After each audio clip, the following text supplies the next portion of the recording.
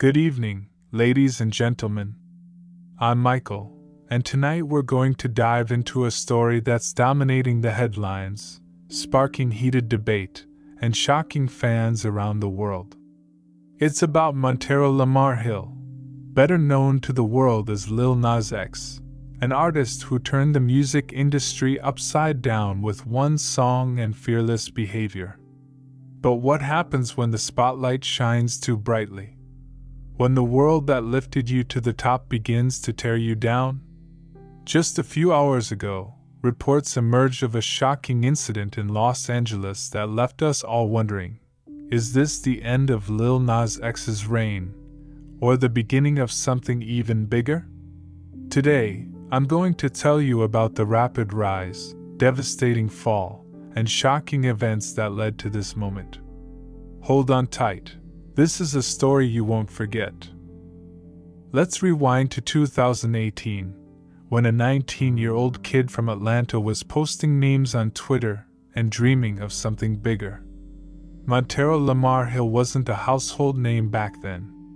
He was just another college dropout, working odd jobs, and recording music in a humble Atlanta studio called Cien Coyo for $20 a session. But Montero had a vision, a spark that refused to be ignored. He created a song called Old Town Road, a genre-bending blend of country and rap that nobody saw coming. I remember the first time I heard it, that twangy banjo, those infectious lyrics about horses and tractors. It was quirky, sure, but there was something undeniable about it. Montero, now Lil Nas X, wasn't just making music, he was making history. He uploaded Old Town Road to SoundCloud and started creating memes to promote it on TikTok.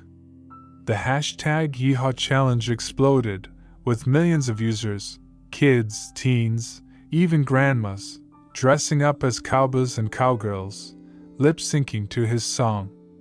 By April 2019, the track had caught the attention of Columbia Records, and a remix featuring Billy Ray Cyrus sent it skyrocketing to the top of the Billboard Hot 100. It stayed there for 19 weeks, a record that still stands today. I'll never forget the buzz around that song. It wasn't just a hit, it was a cultural phenomenon.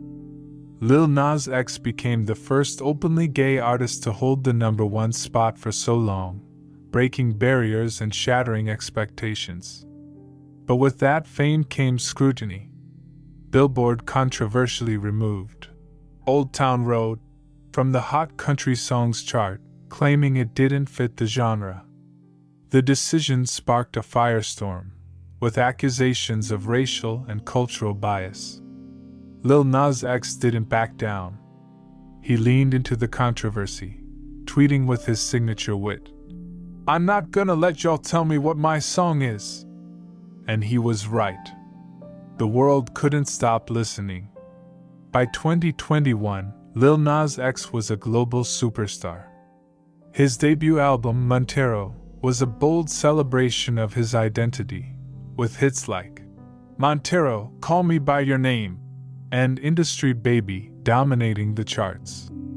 The music videos were cinematic spectacles, provocative, unapologetic, and drenched in symbolism. In Montero, he slid down a stripper pole to hell, giving Satan a lap dance before claiming his throne. It was a statement, a middle finger to the conservatives who called him depraved. I remember watching the backlash unfold on social media, with pundits like Candace Owens accusing him of destroying society. But for every critic, there were millions of fans who saw him as a trailblazer, a voice for those who'd been silenced too long. Lil Nas X thrived on the chaos. He clapped back at haters with humor, posted fake apology videos that cut to his most controversial moments, and even released Satan's Shoes, with a drop of human blood in the sole, a move that got him sued by Nike. He was fearless, a master of provocation, and it seemed like nothing could stop him. But behind the bravado, there were cracks starting to show. In interviews, he hinted at the pressure, the anxiety of topping his own success, the weight of being a symbol for so many. "I'm 22, and the world expects me to have it all figured out," he told Gayle King in 2019. "I felt for him then, a young man thrust into a spotlight that never dims." Fast forward to 2024, and the narrative around Lil Nas X started to shift. His second album, Dream Boy, was supposed to be his big comeback, but it didn't hit the way Montero did. The lead single, J. Christ, debuted at number 69 on the Billboard Hot 100, a far cry from his earlier chart toppers. Fans loved the bold imagery, with Lil Nas X crucified on a cross and transforming into a mechanical suit, but critics called it a gimmick. Social media was brutal. One Reddit user wrote, "He's lost his sound, leaning too hard into shocking Christians instead of making good music." Another commented, "He's talented, but he's musically lost right now." I remember scrolling through those posts, feeling a pang of sympathy. The kid who'd conquered the world with a $20 recording session was now being called a flop.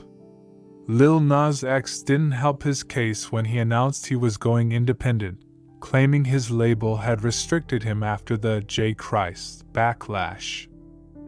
In a TikTok video, he lip-synced dramatically, captioning it, "Me after firing my entire team and moving to New York to cosplay as a struggling artist." It was classic Nas, turning pain into performance. But I couldn't shake the feeling that he was spiraling. Then came the health scare. In April 2025, Lil Nas X posted a video from a hospital bed, revealing he'd lost control of the right side of his face due to partial facial paralysis. "This is me doing a full smile right now," he said, laughing through the fear as only half his face moved. Fans flooded his Instagram with support, but others speculated wildly. Was it Bell's palsy?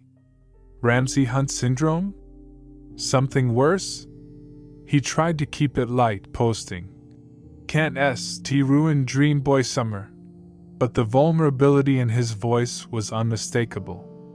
I sat there, watching his stories, wondering how much pressure one person could take before breaking. And then, just when it seemed like he was bouncing back, the bombshell dropped. Early this morning, August 22, 2025, Lil Nas X was arrested in Los Angeles for battery on a police officer. The reports are chilling. He was found wandering Ventura Boulevard at 4 a.m., wearing only underwear and cowboy boots, incoherent and erratic. Witnesses called the police, suspecting an overdose. When officers approached, he allegedly charged at them, leading to his arrest and hospitalization. "I'm standing here, delivering this news to you, and I can't help but feel a knot in my stomach. This isn't just a headline. This is a young man, a global icon, at a crossroads. The world is watching, judging, speculating. Is this a cry for help? A publicity stunt? Or something far darker? As I dig deeper, I'm determined to uncover the truth, because Lil Nas X's story isn't over yet. Let's unpack this step by step." The incident on Ventura Boulevard has sent shockwaves through the entertainment world. TMZ was the first to break the story, sharing grainy footage of Lil Nas X stumbling down the street, his words slurred as he told the person filming to put the phone down. The video is haunting, his signature confidence replaced by confusion, his cowboy boots scuffing the pavement. The LAPD confirmed that officers responded to multiple 911 calls from concerned residents. One witness, a barista at a nearby coffee shop, told me, "He looked lost, like he didn't know where he was. I've seen him on TV, all bold and flashy, but this was different." It scared me. The police report states that when officers approached, Lil Nas X became agitated, shouting about a party, before charging at them. They subdued him, placed him in handcuffs, and transported him to a hospital for evaluation. Sources close to the situation say he's being held without bail at Valley Jail in Van Nuys, pending further investigation. The word overdose keeps coming up, but no official confirmation has been released. I reached out to Lil Nas X's team for comment, but they've been silent, a stark contrast to his usual openness on social media. This isn't the first time Lil Nas X has faced legal trouble. In 2023, he was stopped by Norwegian police for riding a scooter through a tunnel, and there was that Nike lawsuit over the Satan shoes. But this feels different. This feels personal. Fans are divided. On X, some are praying for his recovery, posting, "Montero's been through too much. He needs support, not judgment." Others are less forgiving. "He's just chasing clout again." This is what happens when you troll too hard. I can't stop thinking about his earlier posts, the ones where he talked about anxiety and the pressure to top his own success. In a 2022 interview with Variety, he said, "I feel like I'm carrying the weight of everyone who looks like me, everyone who loves like me." That weight must be crushing. To be a black, gay artist in an industry that's often hostile to both, it's a battle most of us can't imagine. And now, with this arrest, the narrative is shifting again. Is he a victim of his own fame? Or is something else at play? I spoke to a music industry insider, who asked to remain anonymous. "Nas is a genius, but he's been struggling," they told me. "The label's been pressuring him to deliver another Old Town Road, but he wants to evolve." To tell his truth, after J. Christ flopped, they tightened the reins. He fired his team, moved to New York, and started over. But he's been isolating himself, and that's dangerous. The insider paused, their voice heavy. He's 26, but he's still a kid in a lot of ways. Fame doesn't care about that. As I sit here, piecing this together, I'm struck by the parallels to other stars who've burned bright and fallen hard. Britney Spears, Amy Winehouse, Kanye West. Their stories all started with talent and ended with headlines like this. I don't want that for Lil Nas X. I want to believe he's stronger than that. But the clock is ticking, and the world is watching. It's 6 p.m. now, and we've just received an update that changes everything. Lil Nas X has been released from custody, and he's posted a cryptic message on Instagram.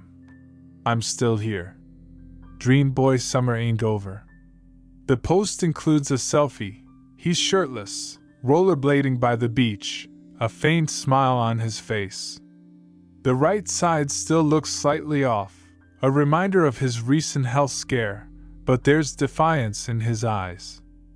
Fans are flooding the comments with heart emojis and prayers, but the haters are there too, accusing him of faking the whole thing for attention.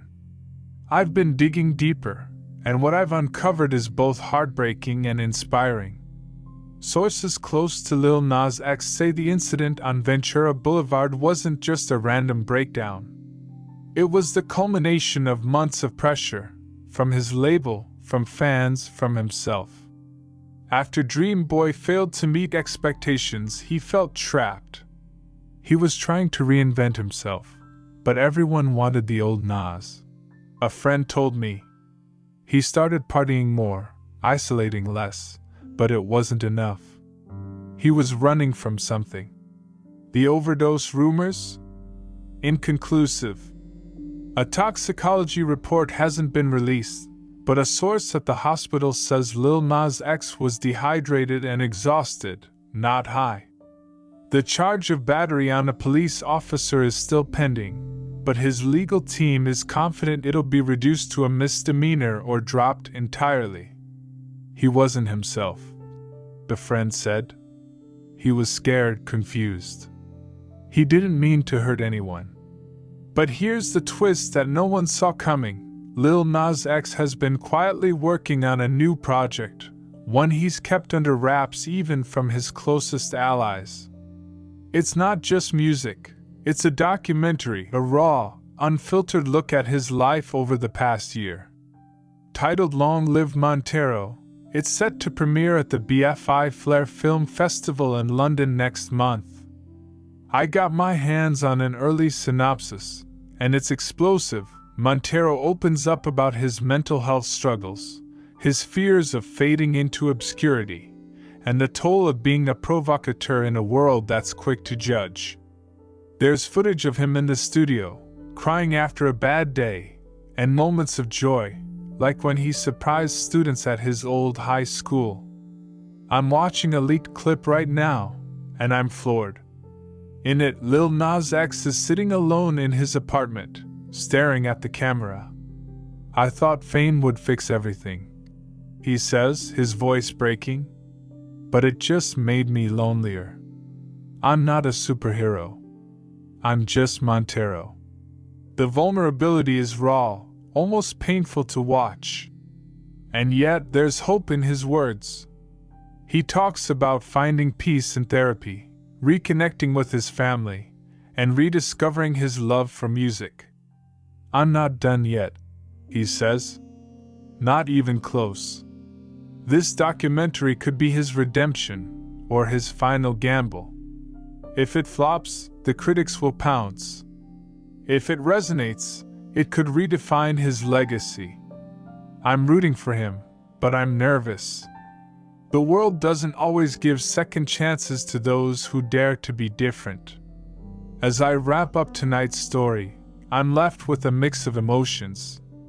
There's relief that Lil Nas X is safe, that he's fighting to reclaim his narrative. There's empathy for the young man who's carried so much for so long. And there's hope that Long Live Montero will show the world who Montero Lamar Hill really is, beyond the memes and the headlines. I think back to that kid in Atlanta, making $20 beats and dreaming of the impossible. He's still in there somewhere, fighting to be heard. The arrests, the health scare, the backlash, they're chapters in his story, not the ending. Lil Nas X has always been a master of reinvention, and I believe he's got one more trick up his sleeve. To his fans watching tonight, I want to say this: keep supporting him. Keep streaming his music, sharing his posts, showing him he's not alone. And to Montero, if you're out there, know that we're rooting for you. You've changed the game once, and I have no doubt you'll do it again. This is Michael, signing off from Dollars and Dreams. Stay tuned for more stories that matter, and don't forget to subscribe. Good night.